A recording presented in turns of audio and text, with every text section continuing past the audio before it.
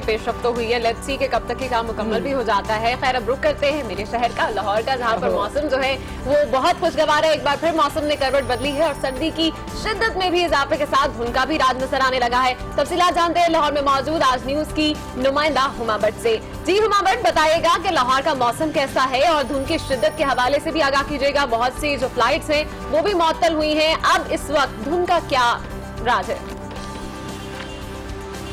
जी बिल्कुल, गुज़िश्ता 2 रोज से पंजाब भर के मुख्तलिफ अजला जो है वहाँ पर शदीद धुंध का राज है। और अनम जो लाहौर से जिनका ताल्लुक है वो यकीनन जानती होंगी कि इस वक्त जो अगर धुंध स्टार्ट हो जाती है दिसंबर के महीने में, तो इस वक्त बाहर निकलना इंतहाई मुश्किल होता है, सफ़र करना इंतहाई मुश्किल है। वालिदैन के लिए 8 बजे से 8:30 बजे का जो टाइम है, जो कि स्कूल पहुँचाने का अपने बच्चों को, क्योंकि सर्दी के वक्त और दिसंबर में टाइमिंग चेंज हो जाती है, तो उस वक्त काफ़ी मुश्किलात का सामना करना पड़ता है। ट्रैफिक पुलिस की तरफ से तमाम शहरियों को ये हिदायत की गई है कि वो फोग लाइट्स का इस्तेमाल करें और कोशिश करें कि जब धुंध की शिद्दत हो उस वक्त बाहर निकलने से गुरेज करें, लेकिन फोग लाइट ज़रूर इस्तेमाल की जाए। लेकिन इसके साथ साथ मोटरवे जो है वो बंद कर दी गई है। और इसके अलावा जो यहाँ पर जो लाहौर का मुख्तलिफ मौसम की सूरत हाल है, महकमा मौसमियात के मुताबिक कहा गया है कि धुंध का ये राज जो है आइंदा चंद रोज तक जारी रहेगा। लेकिन एक खुशखबरी भी दी गई है महकमा मौसमियात के मुताबिक, मगरबी हवाओं का सिलसिला जो है वो पंजाब में आ चुका हुआ है, दाखिल हो गया है। बलाई पंजाब में चंद रोज तक बारिश हो जाएगी, लेकिन उसके बाद लाहौर में बारिश, हाँ लाहौर में बारिश, लाहौर में बारिश जो है वो यकीनन कल। हुमा, आपने जैकेट वगैरह पहनी हुई है, ये बताइए लग रहा है लाहौर में ज्यादा सर्दी बढ़ गई है? बिल्कुल, लाहौर में बहुत ज़्यादा सर्दी बढ़ चुकी हुई है। और वो जो मैं चंद रोज़ पहले आपको बोली थी सूखी सर्दी है, एंजॉय करने का मौसम है, यकीनन एंजॉय तो आप ज़रूर कर सकते हैं, लेकिन उसके साथ साथ एहतियाती तदाबीर ज़रूरी हैं, क्योंकि इस सूखी सर्दी से आपको बीमारियों का भी सामना करना पड़ सकता है। और इस वक्त जो सर्दी है उसके मुताबिक, महकमा मौसमियात के मुताबिक, संडे और मंडे के दरमियानी शब जो है उसमें लाहौर में भी बारिश होगी। और उसके बाद जो ये मौसम है ये थोड़ा सा चेंज होगा और धुंध की शिद्दत में यकीनन थोड़ी सी कमी होगी, लेकिन ये थोड़ी सी कमी ही रहेगी, इससे ज़्यादा कमी नहीं होगी। इस वक्त जो महकमा मौसमियात के मुताबिक कहा गया है कि अभी फिलहाल 10, 10:30 और दोपहर तक ये जो धुंध के बादल हैं वो झड़ जाएंगे, लेकिन उसके बाद शाम को फिर ये शुरू हो जाएंगे, धुंध के बादल होंगे। तो शहरी जो है वो एहतियात करें और कोशिश करें कि बाहर लाहौर से अपडेट कर रही थी, जहाँ पे मौसम बड़ा खुशगवार है। दिसंबर का महीना, सबसे मजे की बात यह है कि अब बारिशों का सिलसिला शुरू होने वाला है। जो स्मॉग से सताए हुए लोग थे, मेरा ख्याल है कि उनके लिए अब ये बारिश बड़ी अच्छी। आप लाहौर में रहती थी जी, सूखी सर्दी से क्या मतलब? सूखी सर्दी का मतलब ये है कि जब तक बारिश ना हो तो बहुत से लोग बीमारी में मुब्तला होते हैं। और जैसे हम देख रहे हैं कि फॉग भी बहुत ज्यादा। और मजे की बात सब आपको यहाँ पे बताऊं कि अब कहा जा रहा है कि सिंध में भी हल्की फुल्की बूंदाबांदी और बारिश होगी, क्योंकि ये नया सिलसिला मगरिबी हवाओं का जो दाखिल हो रहा है, इससे पूरे ही पाकिस्तान में बारिशों का नया सिलसिला दाखिल हुआ है। बिल्कुल, और मौसम की भी बात हो गई। लाहौर, कराची और इस्लामाबाद से हमने आपको अपडेट्स दी और अब कुछ मजीद न्यूज स्टोरीज भी आपको बताते चलते हैं। बताएं आपको कि पाकिस्तान और रूस के दरमियान तेजी से फरोग पाते ताल्लुकात को मजीद मुस्तहकम बनाने के लिए पाक बहरिया का जहाज PNS आलमगीर बहरे अस्वद में रूसी बंदरगाह पहुंच गया है, जहां रूसी बहरिया के दस्ते और शहरी इंतजामिया ने पाकिस्तानी बीड़े का गर्मजोशी से इस्तकबाल किया। पाक बहरिया की नुमाइंदगी deputy chief of naval staff rear admiral Fayyaz Jilani कर रहे हैं। पाकिस्तानी जहाज रूस की बहरिया के साथ मुश्तरका मशकों में हिस्सा भी लेगा। पाक नेवी जिंदाबाद।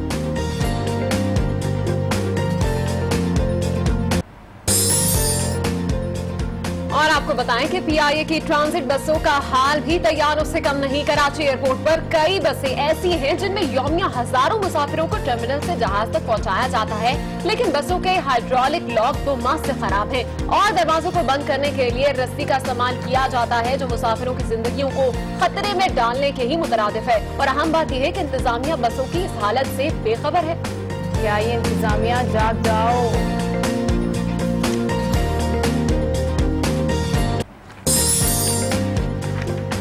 कराची की बात कर लेते हैं, जहां कल अहम शाहराहों पर बदतरीन ट्रैफिक जाम रहा। शहरियों ने मिनटों का सफर घंटों में तय किया। ऐसे में कई मुकामात पर ट्रैफिक पुलिस एहलकार भी गायब रहे। चुपताजी के जुलूस की सिक्योरिटी के लिए सड़कें बंद कर दी गईं, जिससे मुतबादिल सड़कों पर ट्रैफिक का दबाव बेतहाशा बढ़ गया। शारे फैसल के एयरपोर्ट जाने वाले ट्रैक पर भी ट्रैफिक जैम रहा। ये कौन कहता है कि शारे फैसल पे ट्रैफिक जैम नहीं होगा?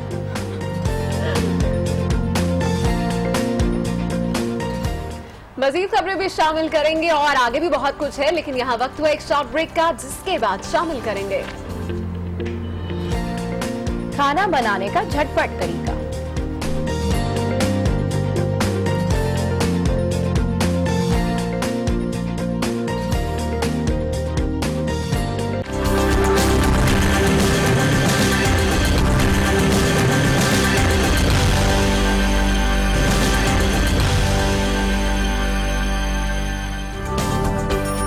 Welcome back to good Morning. और अब आज की खबरें हमने शामिल कर ली है, लेकिन कल की अहम खबर को भी हम निगलेक्ट नहीं कर सकते। चित्राल से इस्लामाबाद जाने वाली PIA की बदकिस्मत परवाज के हादसे की तहकीकात इस वक्त जारी है। हादसे में जान बहक होने वाले लाहौर के इंजीनियर खावर सुहेल के अहले खाना का सदमा कम नहीं हुआ। लाहौर के इंजीनियर खावर सुहेल के घर ताजियत के लिए आने वालों का सिलसिला जारी है। खावर सुहेल के अहले खाना इन 40 से जायद खानदानों में से एक हैं जिसने हवेलियां तैयारे हादसे में अपने प्यारों को खोया। खावर सुहेल की अचानक मौत पर अब तक उनके अहले खाना को यकीन नहीं आ रहा। वापस आ रहे थे, उनके दोस्तों ने रोका भी है कि 2 दिन ठहर जाए, अभी काम खत्म होने वाला है, फिर ख़त्म करके चले जाएं। वो कहते कि नहीं, मुझे अपने घर पे भी काम है तो मैंने लाजमी जाना है। तो बस वो वापस आ रहे, तो फिर खुदा ने इस हादसे में हमसे दूर ले गए हैं। इंजीनियर खावर सुहेल के अजीज व अकारिब और दोस्त अहबाब खावर के अहले खाना को दिलासा दे रहे हैं, लेकिन खावर के घर वालों के दिलों से ये गम शायद कभी खत्म न होगा। बुध की शाम चित्राल से इस्लामाबाद जाने वाली PIA की परवाज को हादसा पेश आया, जिसमें अमले समेत 47 अफराद जाम बहक हो गए थे, जिनमें 3 गैर मुल्की बाशिंदे भी थे। और कल ये इंतहाई अफसोसनाक हादसा और वाकया पेश आया जिसने पूरे पाकिस्तान को हिला के रख दिया है। अखबारात के एडिटोरियल में कॉलमनिस्ट क्या लिख रहे हैं, इस पर नजर डालने के लिए हमारे साथ इस वक्त मौजूद हैं नफीस नईम साहब, सीनियर सहाफ़ी। Welcome to good morning. आज कैसे हैं आप? अल्हम्दुलिल्लाह। वालेकुम अस्सलाम। नफीस नईम साहब, बड़ा हादसा था और आपने जैसे कि कल कहा था कि अभी तो इदारे लिखना शुरू होंगे, अभी तो काम शुरू होगा इसके ऊपर। इब्तदाई रिपोर्ट जो है वो सामने आ चुकी है, इदारे क्या लिखते हैं? जी अनम, आज तो क्योंकि कल तो वो डेवलप हो रही थी स्टोरी, आज तमाम अखबारों ने इस पर इदारे लिखे हैं और क्योंकि मैयतों को 8 मैयतों की शिनाख्त हो गई है, उनको वर्षा के हवाले कर दिया गया है। तो अब इदारियों ने में इसमें डॉन है, जंग है, तैयारे का अलमनाक सानहा, ये जंग का एडिटोरियल है।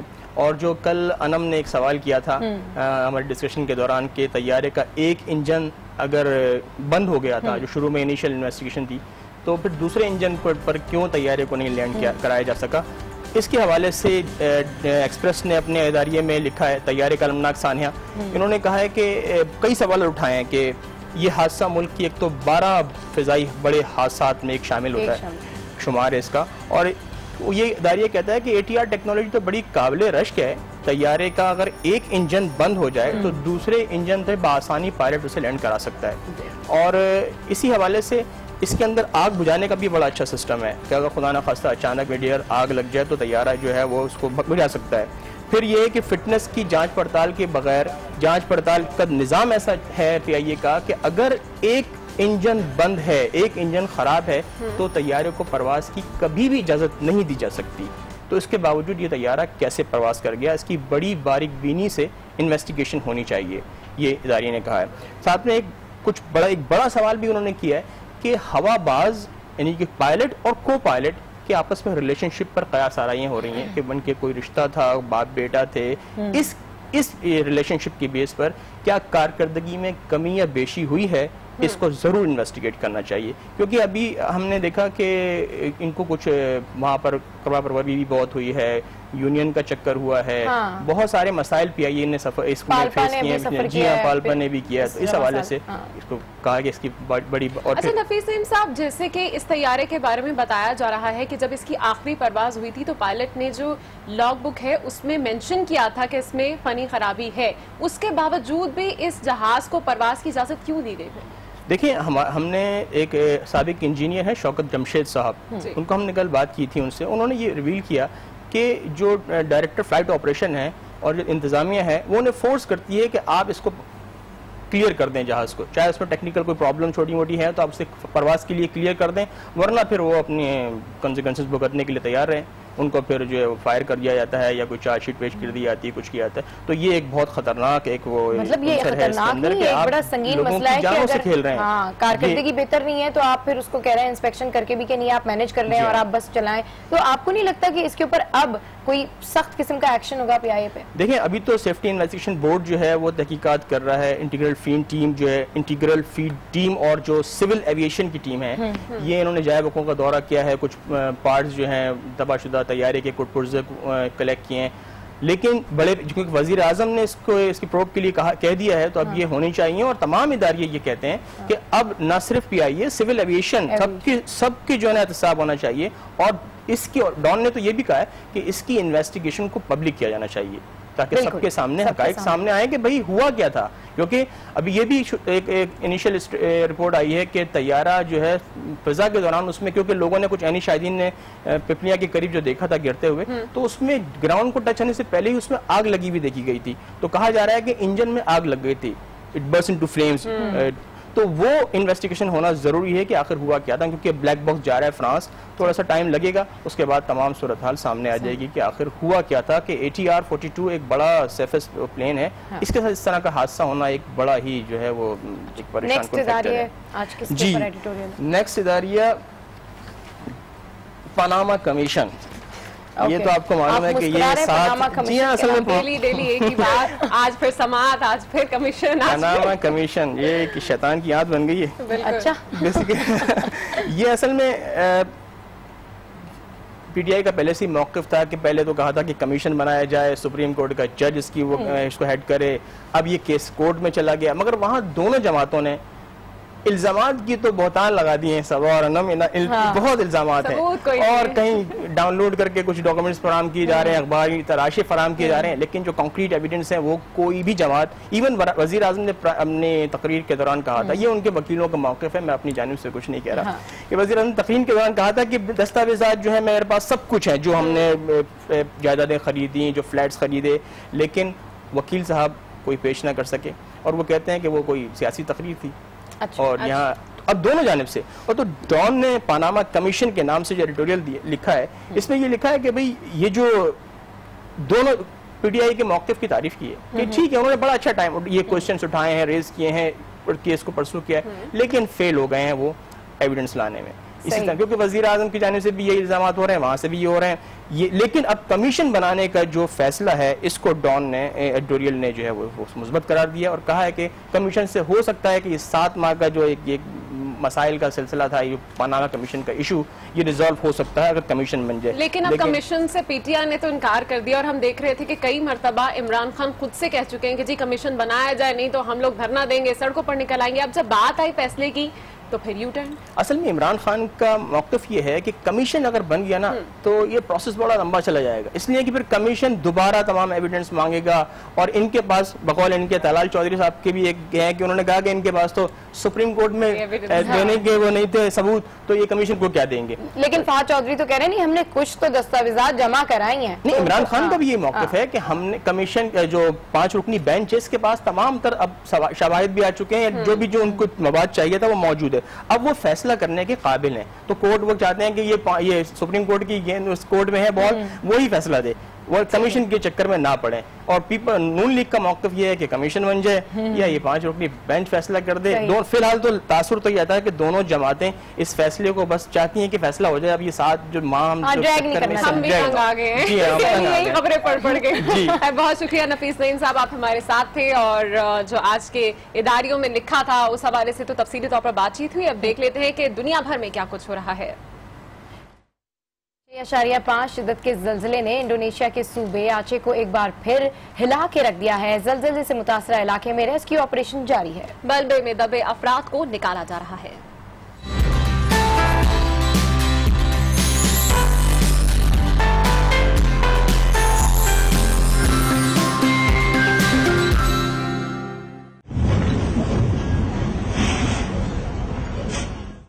इंडोनेशिया के सूबे आचे में एक घर में जहां कल तक शादी की तैयारियां हो रही थीं, आज मातम और उदासी है। आचे में 6.5 शिद्दत के ज़लज़ले ने बड़े पैमाने पर तबाही फैलाई है। शदीद जलजले से दूल्हा और उसके कई रिश्तेदार हलाक हो गए। गम में डूबी दुल्हन की वालदा का कहना है कि ये उनके खानदान के लिए मुश्किल वक्त है।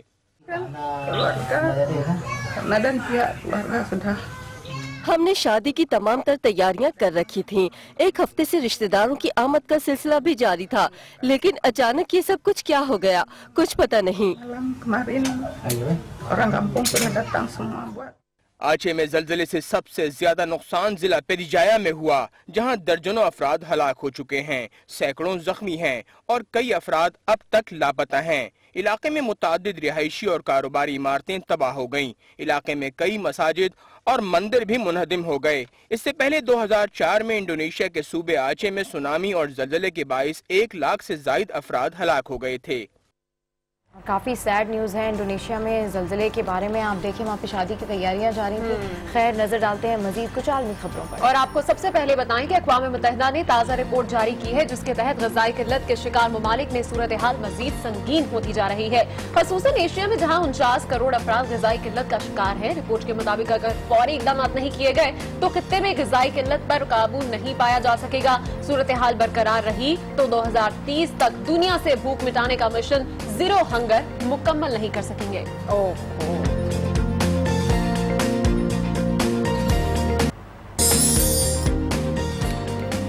अमरीकी सदर की सरकारी मसरूफियात अपनी जगह, लेकिन वो छुट्टियों में अपने अहले खाना के साथ भी खूब घूमते फिरते हैं। ओबामा अपने अहले खाना के हमरा क्रिसमस की छुट्टियों पर हवाई जा रहे हैं। इस ट्रिप पर $50 लाख के अखराजात होंगे। अमरीकी सदर अपने 8 साला दौरे हुकूमत में छुट्टियों और घूमने फिरने पर $8.5 करोड़ से ज्यादा के अखराजात खर्च कर चुके हैं। क्या बात है, क्या ज़ौक़ है।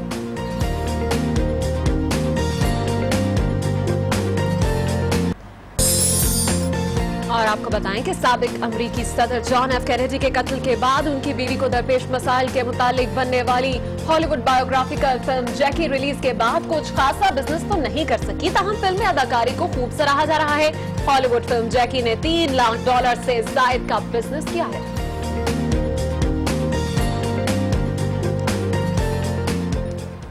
अनम, आप चेस खेलती हैं? मैं बहुत शौक से खेलती हूँ और मैं बहुत अच्छी प्लेयर भी। ये बताएं, जीतती हैं या नहीं जीतती? बिल्कुल जीतती हूँ। अच्छा, जीत जाती हैं। लेकिन मैं चेस जब खेलती हूँ तो थोड़ा कंफ्यूज हो जाती हूँ और फिर मुझसे थोड़ा आगे पीछे हो जाता है। अच्छा। और शो में यहाँ वक्त एक ब्रेक का, जिसके बाद मिलेंगे शतरंज की बिसात पर दिमाग लड़ाती चेस प्लेयर से।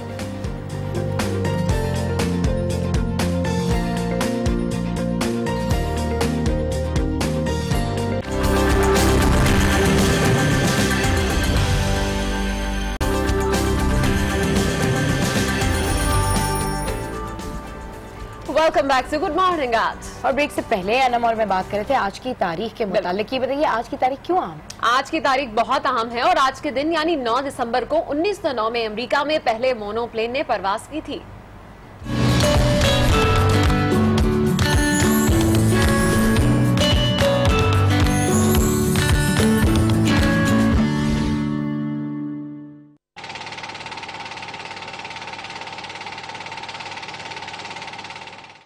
अमेरिका में एक डेंटिस्ट डॉक्टर वाइडेन ने एक पर वाला एरोप्लेन बनाने का तजर्बा किया। पहले पहल तो ये तजर्बा कामयाब ना हुआ और इब्तदाई तौर पर बनाए गए 2 मोनोप्लेन्स परवाज न कर सके। बिला आखिर 9 दिसंबर 1909 को जिनके मोनोप्लेन ने अमेरिका के इलाके मैन्युला में कामयाबी से परवाज की। 2 बार नाकामी के बाद तीसरी बार में परवाज में कामयाबी पर इस मोनोप्लेन को वाइडेन 3 का नाम दिया गया। वजन में हल्के मोनोप्लेन में 3 सिलेंडर थे और 22 हॉर्स पावर का इंजन लगाया गया था।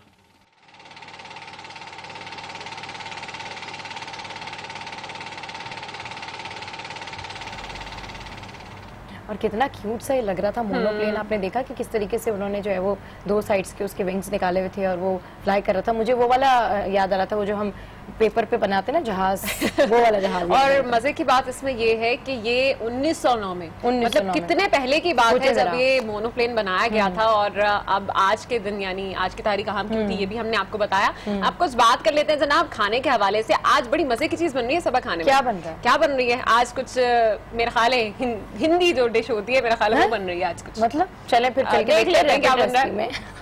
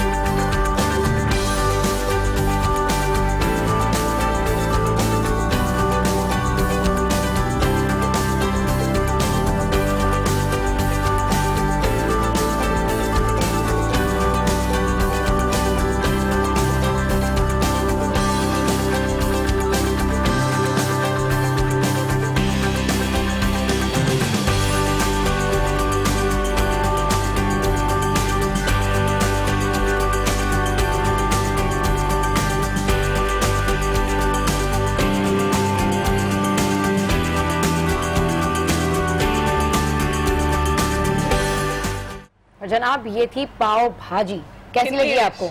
Hindi dish, Hindi dish, it's a pav bhaji. आप वो समझी होंगी वो जो उनका होता है इंडियन टाइप का ना कुछ, इंडियन फूड है ये। और पाव भाजी मुझे तो लगा कि कोई ऐसी डिश होती है जिसमें सब कुछ डाल दो, उसको पाव भाजी कहते हैं। तो इसमें भी सभी कुछ डाला है उन्होंने। हाँ, इसलिए हमने उसको हिंदी डिश भी कहा और इंडियन डिश भी है एक्चुअल में। चलिए तो मतलब आप कह रही हैं कि मैं सब कुछ एक डिश में डाल दूं? अक्सर मैंने जो इंडियन फूड खाया है ना, उसमें मैंने देखा है कि हर मसाला उन्होंने एक ही डिश में डाला होता है। चलिए खाने की बात हो रही है, अब कुछ सेहत और हेल्दी की बात भी, हाँ बिल्कुल, हेल्थ की भी बात कर लेते हैं जनाब। और जैसे कि शो के स्टार्ट में हम बात कर रहे थे कि आज हम बात करेंगे फिजिकल फिटनेस के साथ साथ मेंटल फिटनेस के हवाले से भी। तो आपको बताएं कि सेहतमंद जिस्म के लिए तंदुरुस्त दिमाग जरूरी है और हेल्दी माइंड के लिए जरूरी है ऐसी एक्सरसाइज की जाए जो आपके माइंड को भी एक्टिव रखे। मिलते हैं एक ऐसी ही एक्टिव लड़की से जो चेस खेलती हैं और अपने माइंड और बॉडी को भी एक्टिव रखती हैं। आइए इनसे मिलवाते हैं आपको।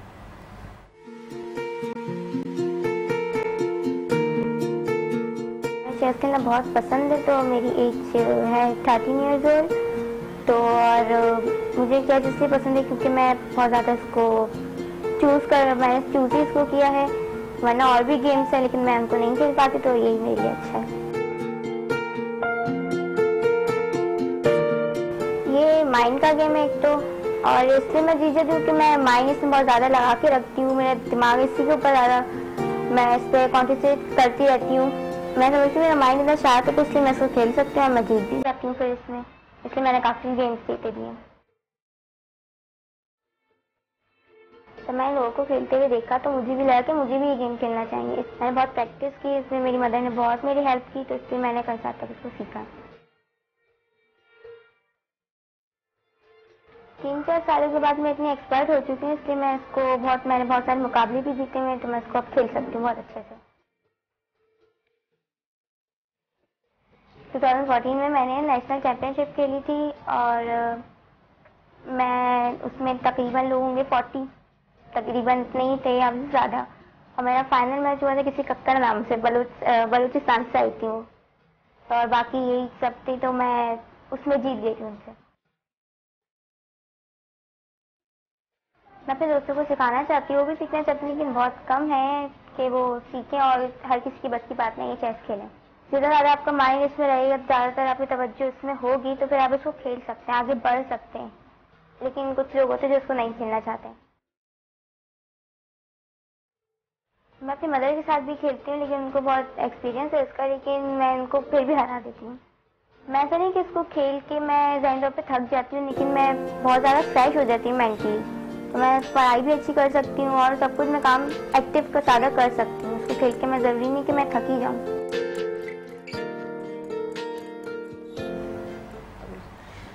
तो जनाब ये चेस की प्लेयर थी जिनसे हम मिले, और चेस पर्सनली मुझे भी बहुत पसंद है। बाकी में जब आप फारिग बैठे हो, बजाय कोई ऐसी एक्टिविटीज करने से जिससे आपका जहन मजीद कोफ्त का शिकार हो जाए, जैसे बहुत से लोग फेसबुक यूज करते हैं, बहुत से लोग ट्विटर यूज करते हैं, तो इस तरह की चीजें यूज करने से आपको कुछ फायदा भी नहीं होता और आपका माइंड भी जो है वो समय कोई ऐसी खबर पढ़ के डिस्टर्ब हो जाता है। तो इससे कई बेहतर होता है कि आप चेस खेलें, और वो एक बहुत ही हेल्दी जो है वो एक्टिविटी भी है। हाँ बिल्कुल, माइंड गेम्स के लिए चेस है, स्क्रैबल है, जिग्सॉ पजल है, ये बड़े अच्छे गेम्स होते हैं जिनको अगर आप खेलें तो आपकी मेमोरी भी स्ट्रांग होती है और मजीद जो है वो आप वोकैब भी आपकी इनहेंस होती है। But my favourite is chess. अच्छा, your favourite is chess. My favourite is jigsaw puzzle. और बिकॉज़ मैं उसमें मैं जब भी अभी तक खेली हूँ, मेरा रिकॉर्ड रहा है कि मैं आज तक नहीं हारी। फिर आप मुझसे खेलिएगा और मेरे साथ खेलिएगा। किसी दिन हम शो में खेलेंगे ये गेम और देखेंगे कि कौन जीतेगा।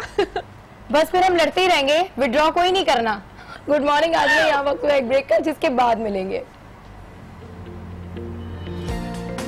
कराटे के दाव लगाती martial art expert Samina Shah से।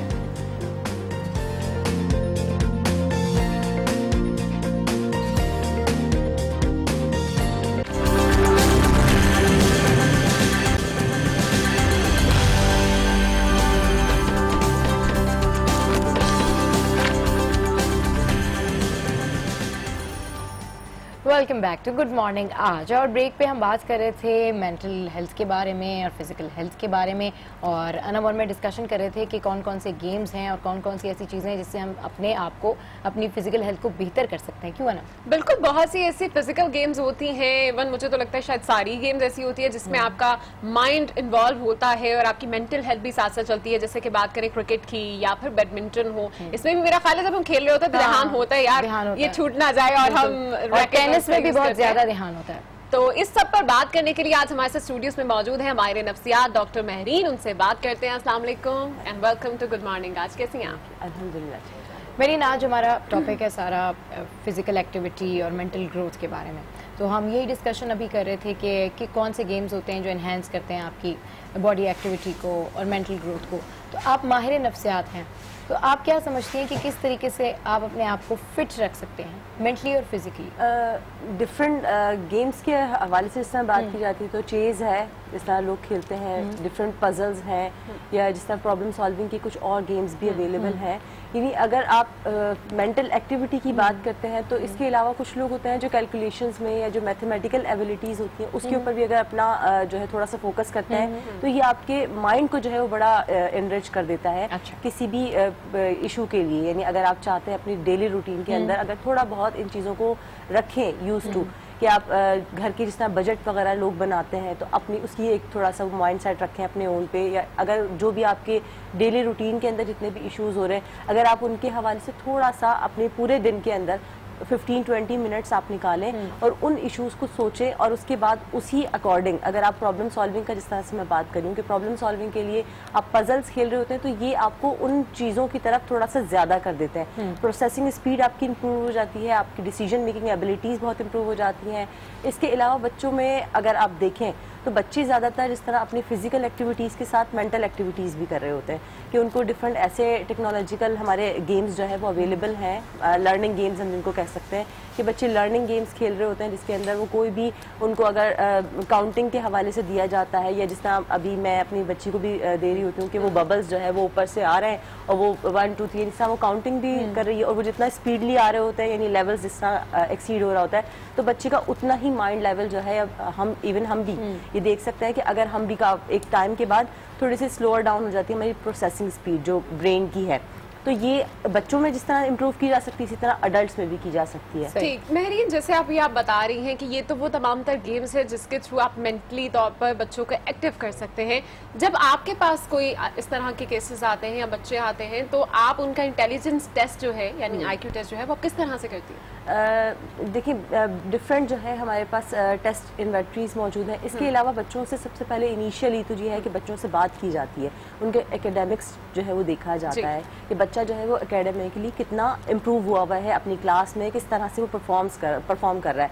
तो इनिशियली हम उसके साथ जिस तरह ड्राइंग टेस्ट होते हैं हमारे पास, बच्चों से कुछ भी ड्रॉ करवाया जा सकता है। मिसाल के तौर पर अगर उनसे कोई एक ह्यूमन फिगर, ये तो खैर हम अडल्ट के साथ भी कर सकते हैं, लेकिन बच्चों से कि जो उन्हें फेवरेट कार्टून लगता है या उनका जो फेवरेट उनका जो ऐसी चीज़ है जो वो बच्चे बहुत शौकिया बनाते हैं। जैसे मेरी बेटी को बारबी बहुत पसंद है, यानी मैं अपनी बेटी का इसलिए बार बार जिक्र कर रही हूँ क्योंकि मैंने उसको ऊपर अब बहुत ज़्यादा देखा है कि वो यानी इस हवाले से कि जब हम पेशेंट्स के साथ होते हैं या जब हमारे पास बच्चे आ रहे होते हैं IQ असेसमेंट्स के लिए, तो उनके साथ वो जो एक्टिविटीज़ कर रहे होते हैं वो तो फॉर द टाइम बिंग वो हो रहा है सिलसिला, लेकिन आप डेली रूटीन में हर वक्त जब एक चीज़ के साथ अवेलेबल हैं, आप देख रहे हैं कि बच्चा क्या कर रहा है, तो वो जो ड्रॉ कर रहा होता है उसमें उसकी एक्चुअल एबिलिटीज़ नज़र आ रही होती है कि अगर वो चीज़ बना रहा है, मिसाल के तौर पर उसने कोई कार्टून बनाया है तो उसको किस तरह से ड्रेसअप किया है, उसकी कौन कौन सी बॉडी पार्ट्स हैं जो कि उसने बहुत हाईलाइटेड उसने किए हैं।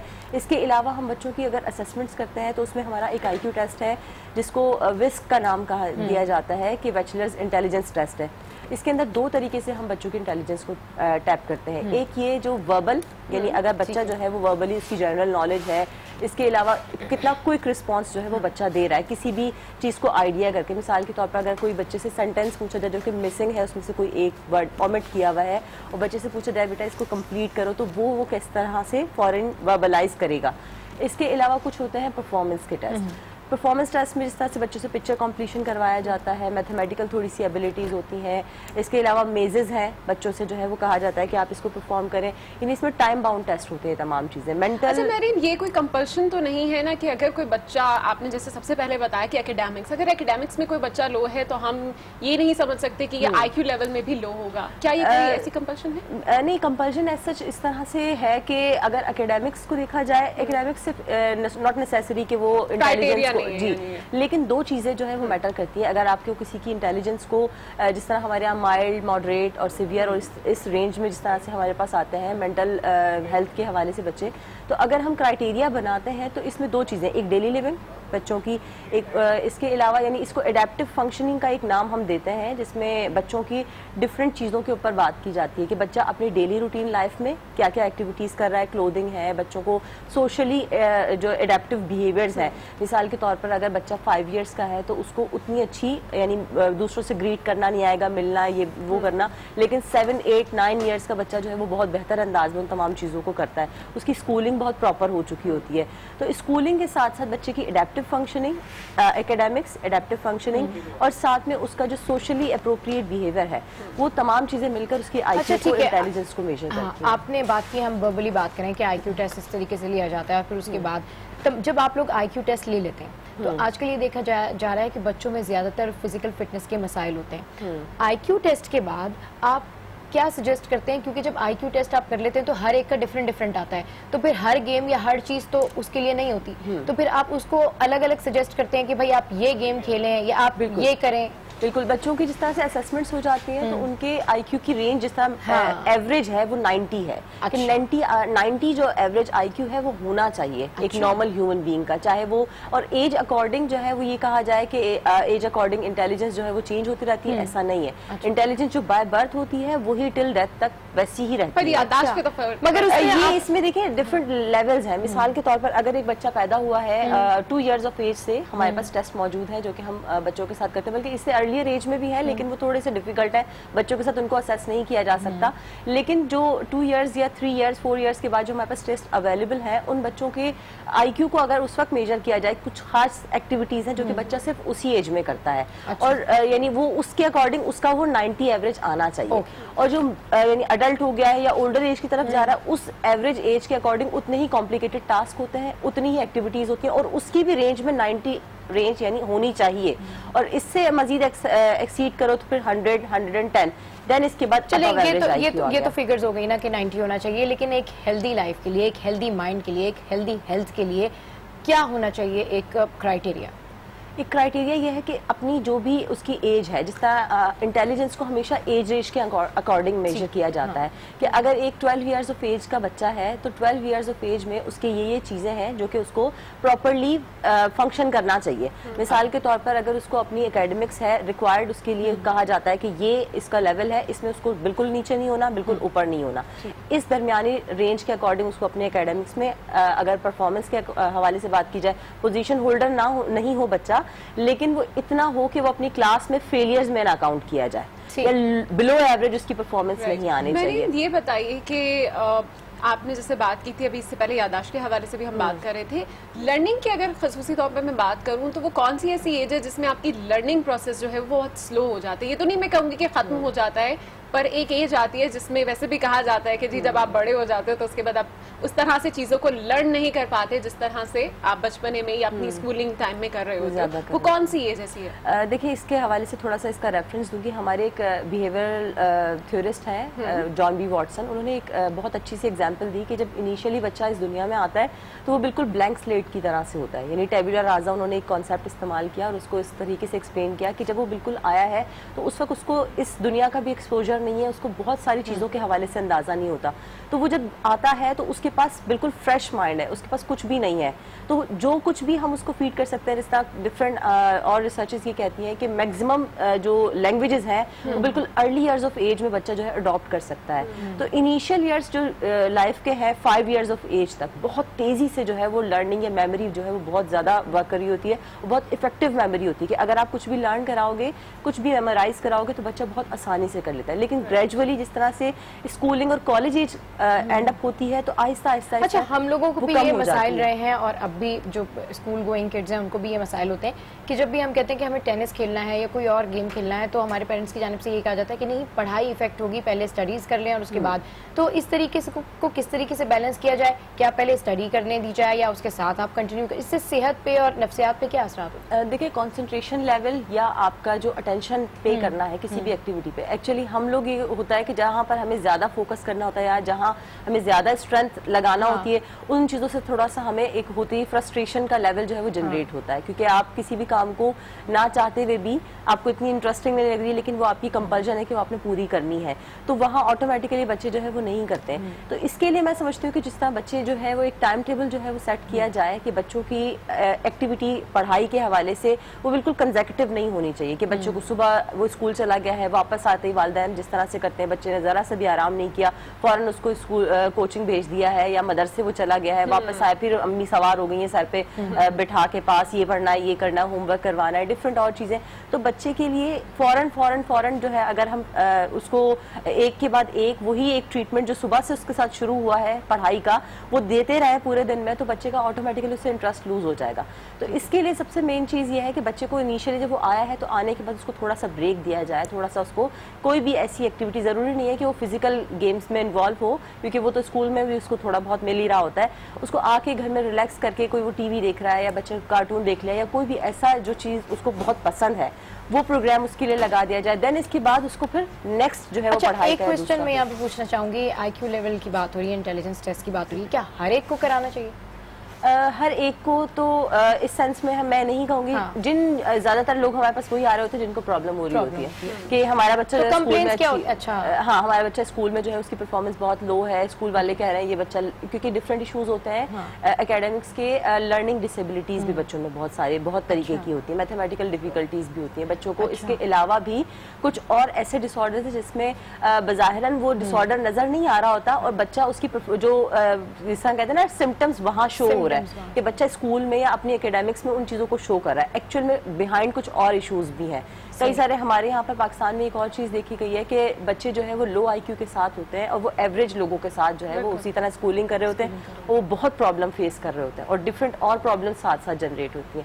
तो पेरेंट्स ज्यादातर कंप्लेन यही ला रहे होते हैं कि बच्चा हमारा पढ़ नहीं रहा है, उसकी दिलचस्पी नहीं है, ये तमाम चीज़ें। Thank you so much doctor Mehreen Khanzada psychologist आप हमारे साथ मौजूद थी और बहुत ही अच्छी ज़बरदस्ती टिप्स दी हैं उन बच्चों के लिए भी जो कि इस वक्त मेंटल हेल्थ जो इनकी प्रॉपर नहीं हो पा रही और उसमें समवेयर कसूर पेरेंट्स का भी है, कौन इतना स्ट्रेस आउट कर देते हैं बच्चों को, जैसे वो बता रही हैं कि स्कूल से आते हैं फिर कोचिंग भेज देते हैं, उसके बाद कोई ना कोई ऐसी एक्टिविटी में इन्वॉल्व रखते हैं। तो ये हम देखते हैं कि बहुत ज्यादा अब बच्चों में ये शिकायत पैदा हो रही है और इस हवाले से मेरा ख्याल है कि ये तमाम टिप्स जो है वो आपके बहुत काम आई होंगी। बिल्कुल बहुत काम आई होंगी और मुझे लगता है बहुत सारे लोग अब IQ टेस्ट भी करवाएंगे, राइट? करवाना भी चाहिए मेरा ख्याल है। और अगर आपको अपनी बॉडी को एक्टिव रखना है तो आपको स्पोर्ट्स में ज्यादा से ज्यादा इन्वॉल्व होना होगा, चाहे वो जिमिंग हो, स्विमिंग हो या फिर मार्शल आर्ट्स। जैसे कि martial art expert Samina Shah हैं जो कराटे में ब्लैक बेल्ट हैं और इस आर्ट को आगे बढ़ाने में भी भरपूर हिस्सा ले रही हैं, इनसे मिलवाते हैं आप।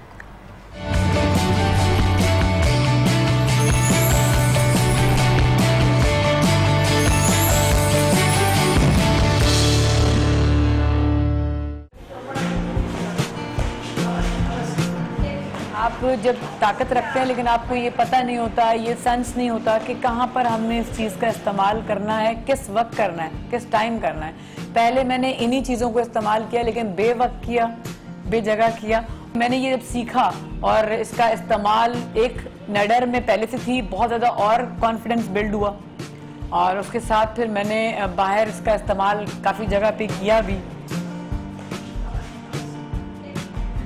ये चीज़ मेरे अंदर शुरू से थी कि मैं बहुत जिसे कहते हैं निडर होना, फौरन लड़ जाना।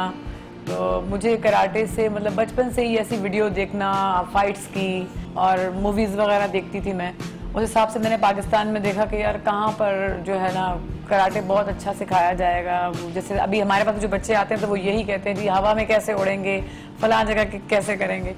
तो उस वक्त मेरे भी दिमाग में यही था। लेकिन मेरे बच्चे मेरे साथ थे जब मैंने अपना ये स्टार्ट किया है कराटे। फिर ताई सर के साथ मेरा साथ इस तरह से चला और मैंने उन्हीं के मैं स्टूडेंट भी हूँ।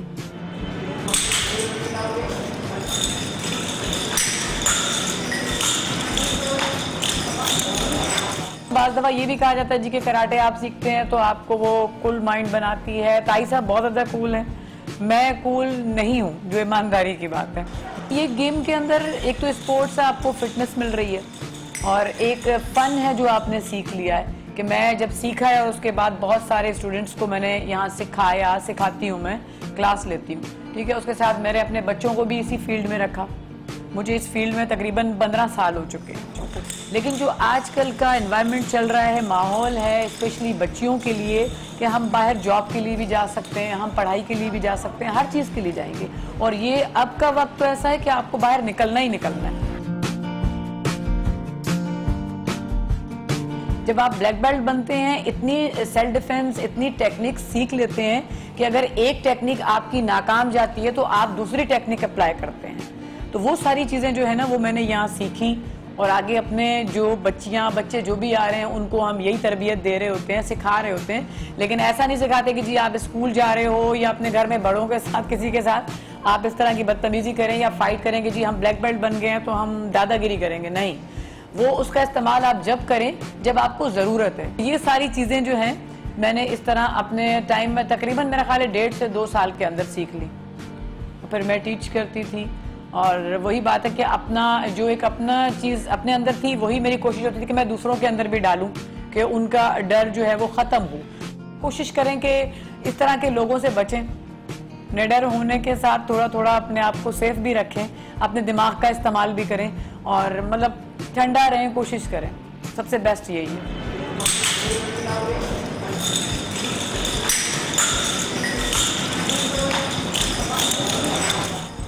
और कितनी बहादुरी के साथ ये कराटे खेल रही थी। अच्छा अना, मैं भी वो यही कह रही थी कि अगर आपको कराटे आते हैं तो इसका मतलब ये नहीं है कि आपको सबको मारना शुरू कर दें, सबसे लड़ना शुरू कर दें। और बल्कि जो कराटे खेलती हैं लड़कियां, वो मेरी एक फ्रेंड है, मैं उनको जानती हूँ, मिद्रा नाम है उनका। तो पहले जब मुझे पता चला कि वो ब्लैक बेल्ट है और कराटे खेलती हैं तो मैं थोड़ा सा दूर होके बैठती थी और ये वो, बट वो बाकी बहुत स्वीट है और ये बात भी इनकी मुझे बहुत अच्छी लगी। और इसी बात से मुझे अपनी दोस्त भी याद आ गई। आपने कभी कराटे शराटे ट्राई? कराटे का मेरी मदर को बहुत शौक था कि मैं इसको कराटे कराऊंगी, लेकिन जैसे कि हमारी सोसाइटी में एक खवातीन जो है वो ऐसी चीजें नहीं कर सकती। हम कहते हैं जनाब खवातीन ऐसी चीजें नहीं कर सकती। हमारे पास ऐसी खवातीन भी हैं जो कराटे कर रही हैं, कराटे सिखा रही हैं और अपने बच्चों में भी उस चीज को आगे लेकर चल रही हैं। बल्कि कराटे खेल रही है, प्लेन्स भी उड़ा रही हैं, ऐसी कोई बात नहीं है। जबरदस्त जनाब, ऐसी खवातीन को हम भी सलाम पेश करेंगे। शो में यहाँ वक्त हुआ एक ब्रेक का, जिसके बाद मिलेंगे। तेज रफ्तार एथलीट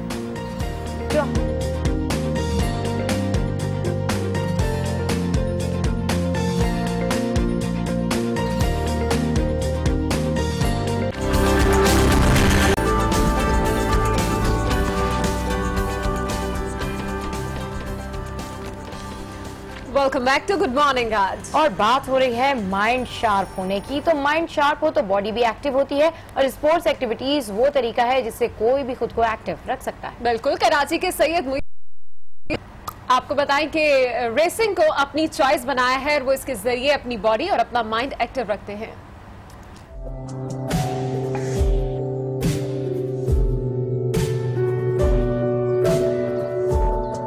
हर जगह पे मैं खेलने गया हूँ तो लोग मुझे कहते हैं कि आप यूसेन बोल्ट की तरह भागते हो, आप पाकिस्तान के बोल्ट हो। जितने भी मतलब ऑफिशियल होते हैं, जितने एथलीट होते हैं, जब मैं रेस खत्म करके जीतता हूँ तो मुझे आके मतलब मुझसे मिलते हैं, उसे तस्वीरें लेते हैं कि तुम जीते हो और तुम हमारे पाकिस्तान के बोल्ट हो। फुटबॉल में तो कोई कोच नहीं होता था हमारे साथ, मतलब अपने जितने खिलाड़ी होते थे, प्लेयर होते थे, उनके साथ मैं ट्रेनिंग करता था, फुटबॉल के मैच वगैरह खेलता था। तो इसमें मुझे मेरा शौक था कि मेरे ऊपर कोच खड़ा हो, मुझे ट्रेनिंग कराएं। तो फुटबॉल मैंने इसीलिए मतलब फुटबॉल मैंने वहाँ जब से खेलना खत्म कर दिया, अब तक नहीं खेलता हूँ। घर वालों का सपोर्ट था, मतलब मैं यहाँ तक आके पहुँचा, वरना मैं कोई भी गेम होता, कोई कुछ भी होता, सपोर्ट अगर घर का नहीं होता तो मैं यहाँ तक नहीं आता। अल्हम्दुलिल्लाह, मतलब जब भी ट्रैक पे आता हूँ, जो मैंने ट्रेनिंग की होती है वो याद आता है कि मैंने इतना ट्रेनिंग किया। अब हारूंगा नहीं, दिल में कभी भी हार का डर नहीं होता, बस भागना है, हारूं या जीतूं बस भागना है और अच्छा भागना है।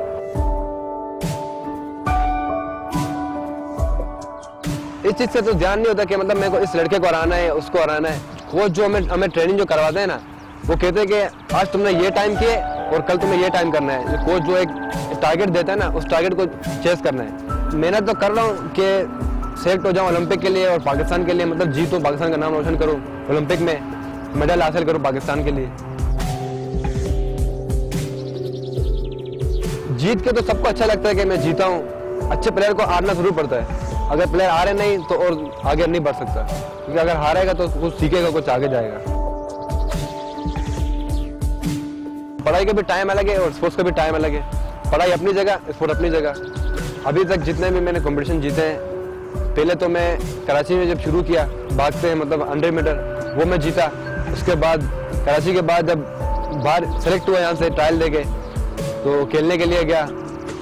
पहले पेशावर गया था खेलने अंडर 17, तो वहाँ पे बेस्ट एथलीट बन गया था।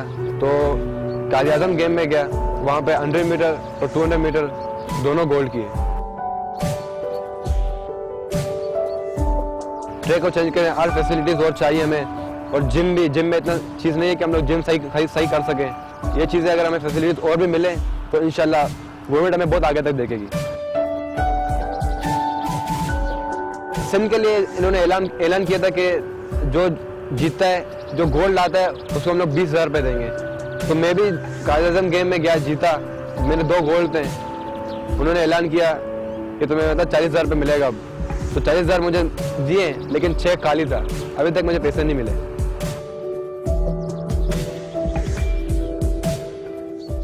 देखिए जी कैसा कैसा टैलेंट है पाकिस्तान में। मुइज़ जो है वो ओलंपियन बनना चाहते हैं और वो यही शिकायत कर रहे थे जो हम करते हैं कि अगर फैसिलिटीज दी जाए तो हम कहाँ से कहाँ पहुंच जाए। और मैं देख रही थी ये जो पूरा एक चार्टर ट्रैक है ना, बिलीव करें अगर इसमें कोई आम बंदा भी चले ना, वो भी भागने लगे, इतना जबरदस्त होता है। यानी आप अगर जाए ना, मतलब इस तरह की चीजें अगर आपके घर से करीब तो डेफिनेटली जो है ना वो आपकी रनिंग बड़ी इंक्रीज कर सकते हैं। आपको पता है कि मैं 100 मीटर रेस भी जीत चुकी हूँ।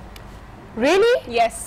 और देखने से नहीं लगता होगा, बट यस मैं मिलो पाकिस्तान में मैं वहां बिठाने वाली हूँ आपको। अब रेस भी जो है एक ऐसी चीज है जो मुझे पर्सनली बहुत पसंद है। और अगर बात करें हम एक्सरसाइज की, तो सबसे बेस्ट चीज जो है वो यही होती है कि आप आजकल तो लोग जिम में भी जो जाते हैं वो ज्यादातर ट्रेडमिल यूज करते हैं, तो रेस करना, भागना, कार्डियो एक्सरसाइजेस में भी सबसे ज्यादा। तो अनम कैसे, किसके साथ में रेस करी थी? मैंने पूरी टीम के साथ रेस की थी और जिसमें मेरी फर्स्ट पोजीशन भी आई थी, तो मैं बड़ी एक्साइटेड थी। एक सेकंड, अब वो कौन आया था? लड़की थी या लड़का? नहीं, लड़की थी। अच्छा। हाँ, तो इन तमाम के दरमियान हमारा कंपटीशन हुआ बड़ा जबरदस्त। और बात करें हम एक्सरसाइज की ही, तो बढ़ते हैं जनाब हमारे नेक्स्ट फिट एंड 5 की जानिब।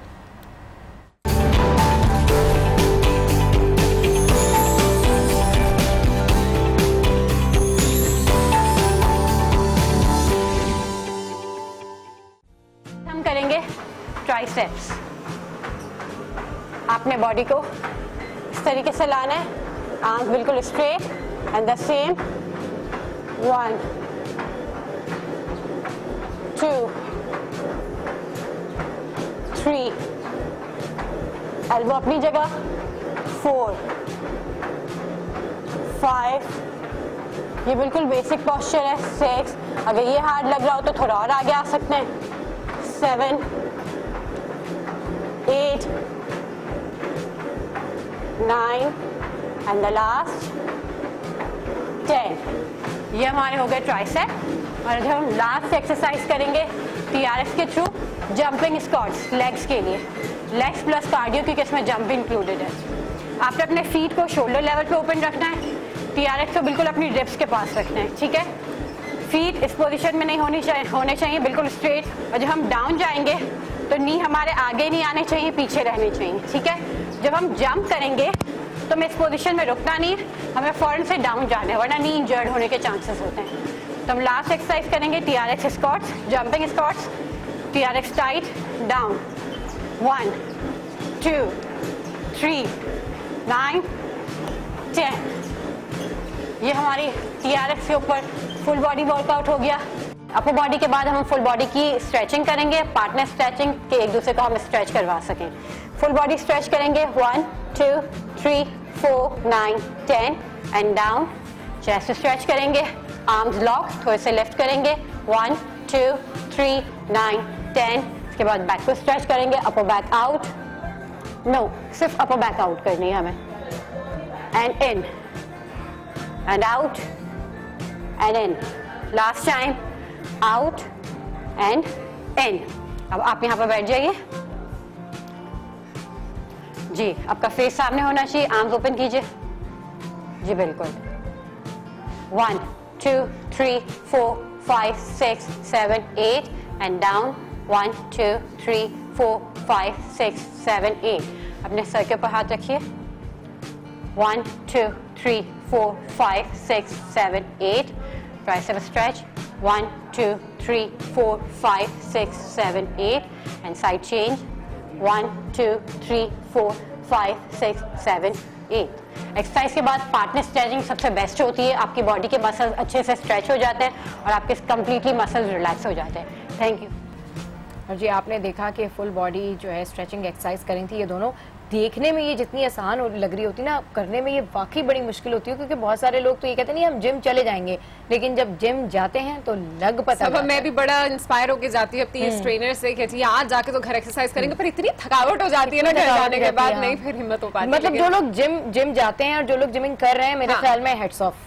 बिल्कुल जनाब। और आप लोगों को भी हम कहेंगे कि हमारी तरह ना कीजिए। आप लोग भी कोशिश करें कि 5 मिनट अपने लिए एटलीस्ट निकालें और ये एक्सरसाइजेस जरूर करें। बिल्कुल। Good morning. आज में यहाँ वक्त हुआ एक ब्रेक का, जिसके बाद मिलेंगे।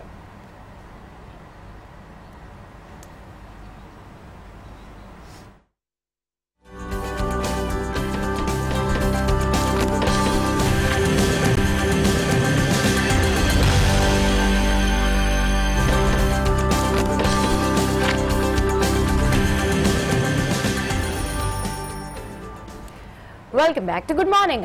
आज हमारे साथ स्टूडियोज में मौजूद है पाकिस्तान का चमकता सितारा कायनात, जो कि बहुत अच्छी पेंटिंग्स बनाती हैं। आइए मिलते हैं पाकिस्तान के चमकते सितारे से। अस्सलाम वालेकुम कायनात, कैसी हैं आप?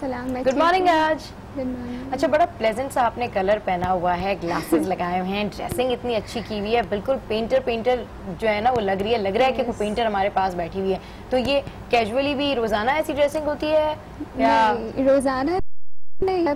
आई लाइक सिंपल, बट कभी कभार यू नो कलर्स और शोज वगैरह पे जा रहे हैं तो शो करें। अच्छा कायनात, आपके कपड़ों से पता चल रहा है कि कलर्स में आपको बहुत इंटरेस्ट है, और जैसे अभी आपसे बात हो रही थी पेंटिंग्स आप बनाती हैं, तो आपकी पेंटिंग ज्यादातर किन चीजों पर बनती है, क्या बनाती हैं? मुझे ज्यादातर मतलब स्टिल लाइफ या कुछ भी चीजें होती है, मतलब पेंट्स होने चाहिए, बस कुछ भी बना लेती हूँ।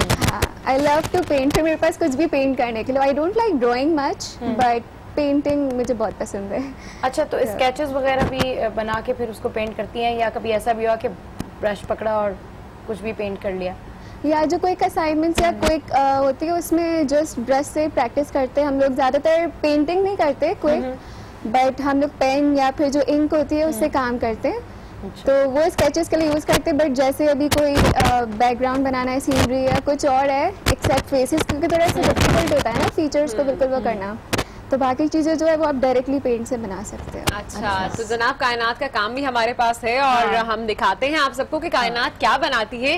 कायनात, ये जो आपने बनाया है बड़ा ही मजेदार सा कुछ बना हुआ है, लेकिन बना हुआ क्या है ये आप हमें बताएंगे भी साथ साथ, ठीक है? लेकिन पहले देखते हैं कि क्या है ये चीज। अच्छा जी, ये जो है एक आप देखें,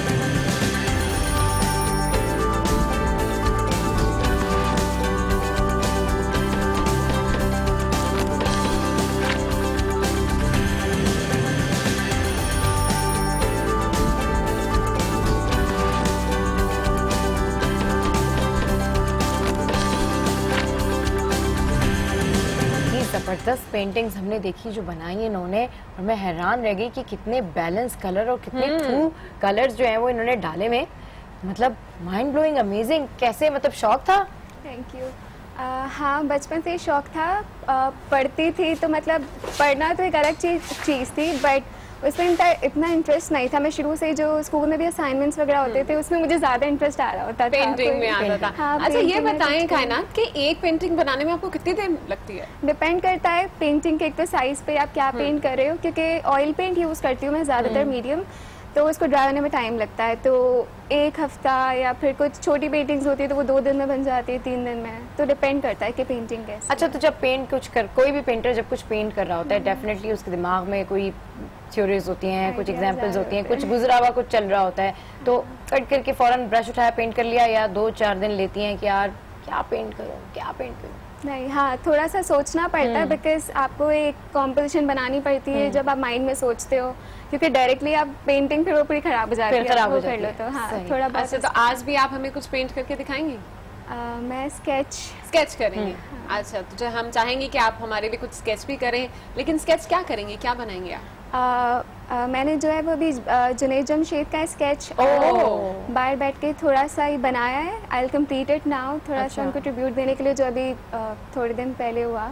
चले, मेरा ख्याल है आप साथ करें, साथ करते रहें, क्योंकि गुड मॉर्निंग आज में जो टाइम है वो पता नहीं क्यों शॉर्ट होता है। जब भी चमकते सितारे आते हैं, जैसे ही चमकते सितारे आते हैं और हमारा टाइम शॉर्ट हो जाता है। एक्चुअली हमारे पास टैलेंट इतना ज्यादा होता है कि जब भी हम टैलेंट को लेकर आते हैं, हमारा दिल करता है कि उनके अंदर से मजीद और जो बातें वो निकाल सकें, लेकिन टाइम जो है वो थोड़ा सा शॉर्ट होता है, तो इसलिए हमें। अच्छा, इन्होंने तस्वीर भी ली हुई है ना जुनैद जमशेद की, जबरदस्त। सबा, आपने कभी पेंटिंग की है?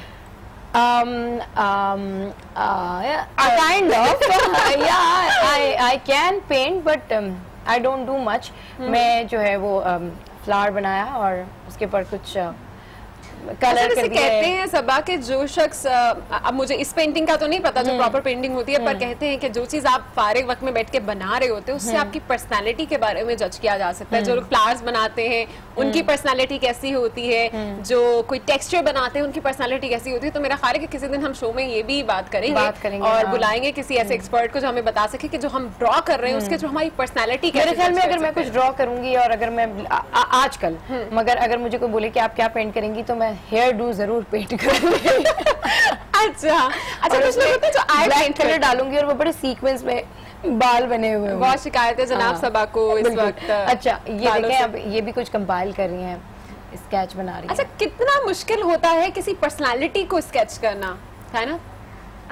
डर तो लगता है ऑब्वियसली, क्योंकि आप किसी ऐसे को बना रहे हो तो फिर एंड में वो एग्जैक्टली वैसा नहीं बने तो थोड़ा सा अनकंफर्टेबल फील होता है। अच्छा, ये आप जो इस वक्त जुनैद जमशेद को स्पेसिफिकली बना रही हैं, क्या ये आपके फेवरेट भी थे?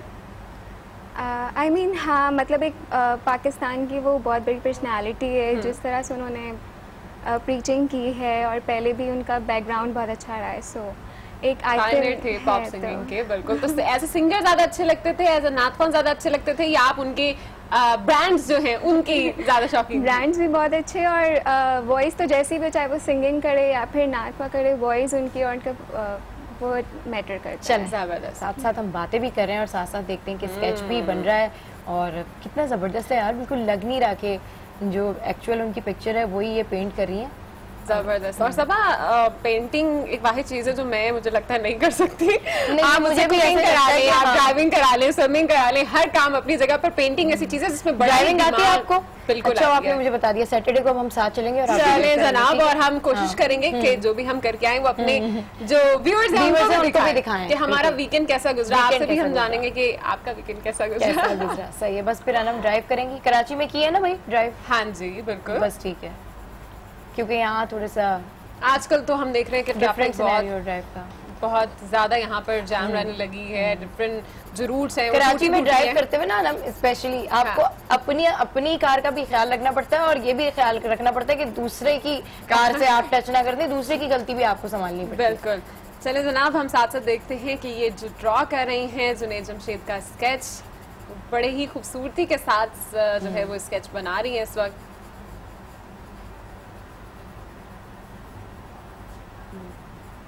अनम, ये जो अभी हल्की हल्की सी वॉइस आ रही है पेंसिल की, इसकी कितनी आवाज, इसकी कितनी धीमी धीमी सी, कितनी अच्छी लगती है ना। और खामोशी में अगर कोई पेंटर पेंट कर रहा हो और सामने बड़ा अच्छा सा व्यू हो, और मतलब कितना डेलिकेट सा सीन होता है। अच्छा, मुझे तो अपना बचपना याद आता है, क्योंकि सब बचपन में ही मैंने पेंसिल पकड़ी थी और मुझे बड़ा शौक था बचपन में कि मैं जल्दी से बस पेन पकड़ूं। हाँ, और मुझे भी होता था बस पेंसिल से जान छूट जाए। और एक प्रकार जो होता था ना, उससे भी मेरी बहुत जान जाती थी, प्रकार टर्न नहीं होता था। अच्छा, ये जिस तरह से स्केचिंग कर रही है, मैं तो ये सोच रही हूँ कि जब मुझे एक सर्कल भी बनाना होता था, जब आप ये सारा काम करते हैं, ज्योमेट्री होती है, वही जैसे हम बात कर रहे थे टेबल पे रख के गोल करके, वो सर्कल भी मुझसे ठीक से नहीं बनता था। तो ये क्या बात है आपकी कायनात, जबरदस्त, बहुत प्यारा और खूबसूरत स्केचेस वक्त आप बना रही हैं। कुछ और भी बताइए अपने बारे में। सिर्फ पेंटिंग का शौक है, इसके अलावा हम लोग तो अपनी बातें कर रहे हैं ना, आप ये बताएं आपने सबसे पहले क्या पेंट किया था?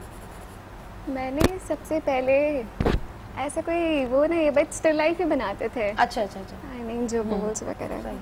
अपना भी कभी स्केच बनाया आपने? नहीं। अच्छा, बहुत से लोग होते हैं कि वो सबसे पहले अपना स्केच बनाते हैं। उन्हें होता है कि अगर कोई गलती हो तो अपने स्केच में हो जाए, किसी और के स्केच में ना। That's true, सबा बिल्कुल ऐसे ही होता है।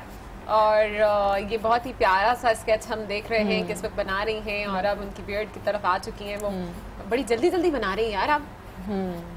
जो आप बना चुकी हैं, मेरा ख्याल है कि हम चाहेंगे आप दिखा दें, क्योंकि टाइम शॉर्ट है, तो हम चाहेंगे कि जितना बना लिया आप उतना प्लीज दिखा दें हमारे व्यूअर्स को। अभी दिखा? हाँ, ऐसे ही दिखा दें। ये दिखाइए मुझे ये जो सामने की पिक्चर थी और जिसका स्केच इतना खूबसूरत उन्होंने बनाया कायनात है। आप देख सकते हैं कि किस तरह का टैलेंट इस वक्त पाकिस्तान में है। दिखाइए।